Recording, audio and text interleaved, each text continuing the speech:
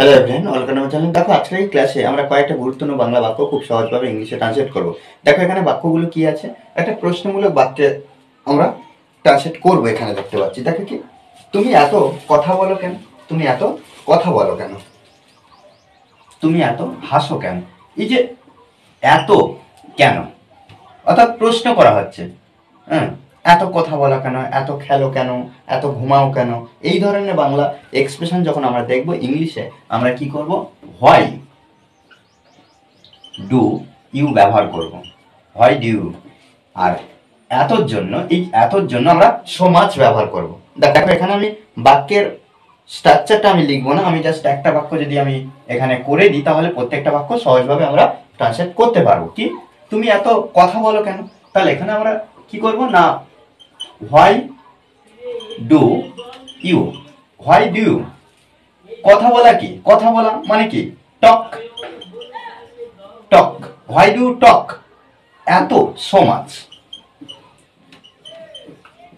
এবার জিজ্ঞাসা চিহ্ন প্রত্যেকবারে শুধুমাত্র আমরা কি করব না, হোয়াই ডু ইউর পরে আমরা যে ভার্বটা পাবো, অর্থাৎ যে ক্রিয়াটা পাবো সেটা ওর পরে বসিয়ে দেবো। তারপরে এতর জন্য আমরা কি করব, সো মাচ দিলাম। তুমি এত হাসো কেন? তাহলে এখানে কি, why do you love so much. জিজ্ঞাসা চিহ্ন।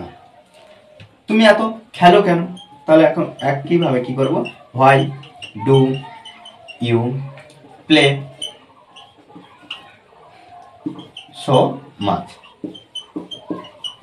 এখানে দেখো একটা জিনিস আমাদেরকে বুঝতে হবে, যে ভার্বটা ব্যবহার করছি সেই ভার্ব কিন্তু প্রেজেন্ট ফর্মে, অর্থাৎ V1 এ।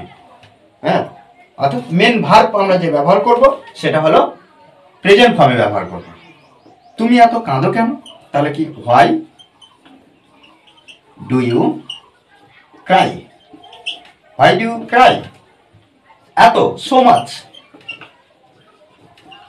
ওকে, দেখো এইভাবে কিন্তু আমাদের প্রত্যেকটা বাক্য সুন্দরভাবে ট্রান্সলেট করতে হবে, আমাদেরকে প্র্যাকটিস করতে হবে। প্র্যাকটিসের বিকল্প কিছু নেই, আমরা যত প্র্যাকটিস করবো তত নতুন নতুন বাংলা বাক্য খুব সহজভাবে আমরা ইংলিশে ট্রান্সলেট করতে সক্ষম হব। একটাই কথা মনে রাখতে হবে, কি, প্র্যাকটিস।